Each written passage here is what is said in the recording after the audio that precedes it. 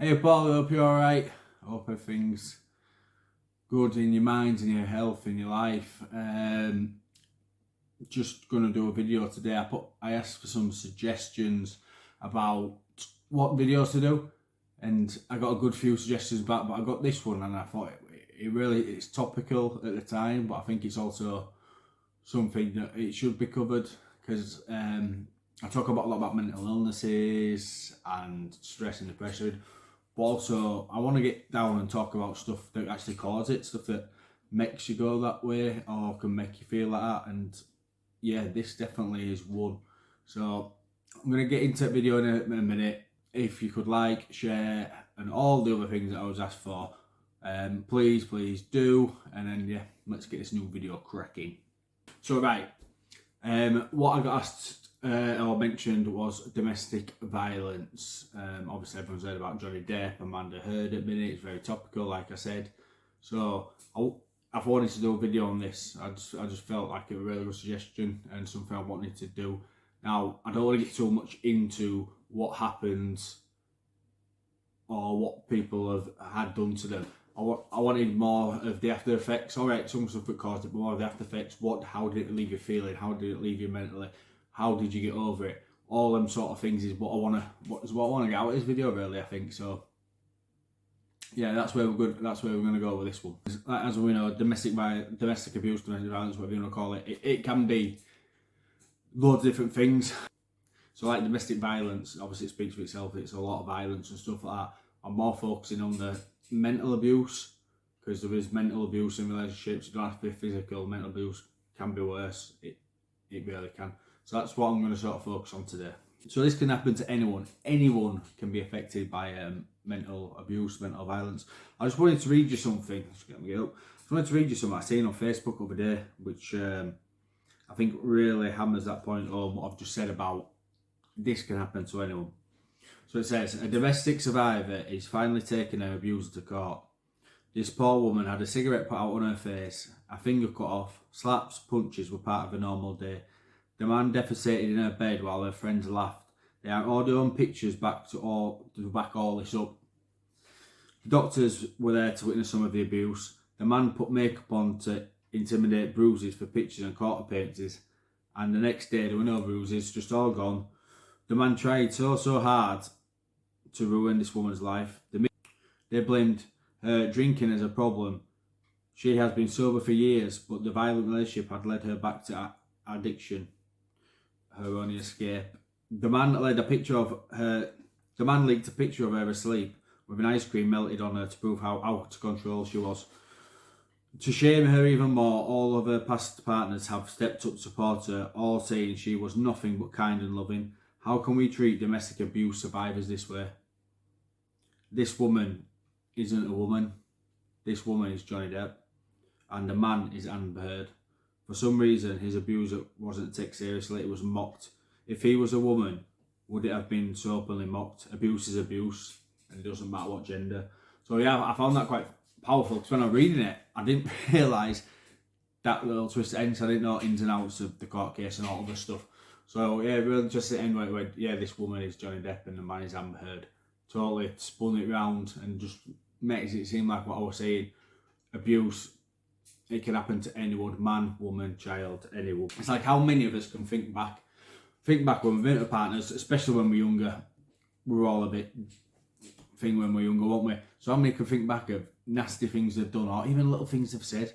Just called, say, the girlfriend or the boyfriend fat, or just kept saying, oh, stupid all the time, or just anything. And it might be a laugh, it might be a joke, but people take it to heart and they can take it through the life of them. I can think back to some stuff that's happened to me, and I don't think about it all the time, but you can think back and it makes you feel a bit shitty still and like that. So you don't even realise you're doing it. So we've just got to be a bit more kind, a bit more nicer to people, and trying to think, yeah, if I say this, yeah, it's just a joke. But they might take that on with them. And so yeah, honestly, just have a 10 seconds now, just have a think back of things you might have said or things you might have done that people could have mentally affected someone for a long time, and also think of what someone said to you, and then you'll realise how it might have been so insignificant, but it still affects you. So if that's done that to you, and you don't even have to be mate, and you don't even have to be relationships either. You probably do it to your mates, your co-workers, anything. I know it's domestic violence, but while we're on the point, just think about it. It could be your co-workers, it could be someone in the shop who just served you coffee wrong and you just want to be a div and say stuff to them, or your mates. It can be anyone. It can be anything like that. A lot of things, it sticks with people and we don't understand. So I asked for some examples of some people and I got a good response, and I'm really happy for that. I'm really want to say thank you to the people who did that. Now it means a lot because they had to tell me a lot, and some were like, I've never said this before to anyone, and it made them feel a lot better. So yeah, I'd really like to say thank you for the people who did that. So I'm not going to talk about what happened to them as such. There might be bits and bats in it, but I'm not going to really go into detail. It's more what happened after and all the other stuff. One of them, I'm going to speak one of them, but one of them I'm going to get someone else to speak it, and just see how it feels. See how I feel when I'm listening to these words come out of someone's mouth. I felt humiliated that I was in this situation when I always thought I was mentally stronger than that. My self-esteem was low, the belief in who I was shattered.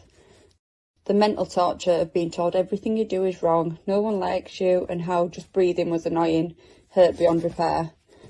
Despite now being in a healthy relationship, I can still suffer from flashbacks, be triggered by innocent comments or remarks, and they remind me of what I experienced, and still suffer from a lack of self-belief. This all left me suffering with anxiety, depression and PTSD. I had to have counselling, therapy and was on medication. So yeah, that's it. Yeah, like you say, no one's gonna listen to that and be like, oh, that's this, that's that. It's just not nice. It's not nice to hear. So if it's not nice to hear, I can imagine how bad it would be for someone to actually be in that situation. So yeah. I lost myself. I lost my spark. I sunk lower and got diagnosed with depression and anxiety and had to go on medication. I felt anxious about leaving the house. If my friends asked me to go out, I would make excuses. You can't see it at the time that you're being mentally abused, but in the end I just stopped going out. I was so low mentally, I'd lie to my family and friends to protect him, so I distanced myself from them. I still suffer from anxiety some days, but I don't feel depressed anymore. So that's the other one, and the good thing I found out about this is, like, when they spoke to me and stuff, like, oh, it's good to get off my chest and that and other things. But on the bad side of it, I think the couple ones I spoke to, both like, oh, we thought it was our fault. We felt like we was to blame, and that seems like to be a common theme through all the people I spoke to. Oh, we felt like it was our fault. And that's what mental abuse does, the twisting it and turning it to make it seem like you're the one in the wrong when it's them. Yeah. So the thing what I thought when I started this video, it was very topical, it needed to be said, but also when I do my videos, we want us to get something out of it. I just don't want to talk about it and there'd be no conclusion, nothing to get out of it. Where do I go here? How do I help people? What do I do? So first I thought, what advice would I give them? And obviously I think if everyone, most mental health issues, if you said what's the best thing to help, nearly on top of every list would be talk. Everyone would write talk down. It's good to talk. So that's what I will say to people. It is good to talk. Like I said, some people who spoke to me about this said it was good to get off the chest. So I think that's number one. But I think the main thing is, when I was speaking to the people, it just came to me like, this is what this video's for. The people who've shared their stories here, if you should listen to them, yeah, so they still have a few issues with it and still have some of this. But if you're in the thick of it now, right in the middle of it, there is hope, there is a way forward. These people, I'll say people, I'm not giving anything away, these people have shared their stories and have told where they started here. And some are here, but none of them are still here because they took the change, they made the change, they talked, they got round it, and from here, they're now here. So this is what I've got out of this video, and I think it's brilliant, because if people listen to the stories of what these people have said to me, it just shows you it can be done. You don't have to stick in a mental abuse, you don't have to stick in a physical abuse. You don't have to put up with it. It might seem like your world is ending at the time. It might seem like there's no going forward, or I'll lose this, I'll lose that, I'll lose this. One of them said they were scared of losing all the stuff, and now, honestly, that person has got perfect little family now, and I know how happy they are. So they were scared there of losing everything, and now they're just so far forward, and it was like the best decision ever made. That is what we're getting out of this. Other people have got success. I know it's wrong, it doesn't sound really like saying success stories, but they've got good stories to come out in the back end of it and shows you what you can do. So that is the conclusion I wanted. That is what I want people to take from this video, and I really, really do. And I really, really do hope it helps people. So I hope this video helped enlighten people on certain few subjects. I hope people can take heart from it and stuff like that. What we're going to do, I'm going to put a few numbers on at the end for anyone who's suffering domestic violence, domestic abuse, all other stuff. There is help out there. First step is talking, and secondly, just look at some of the men, women, kids, and all other stuff that have got out of this and now thriving in a new environment.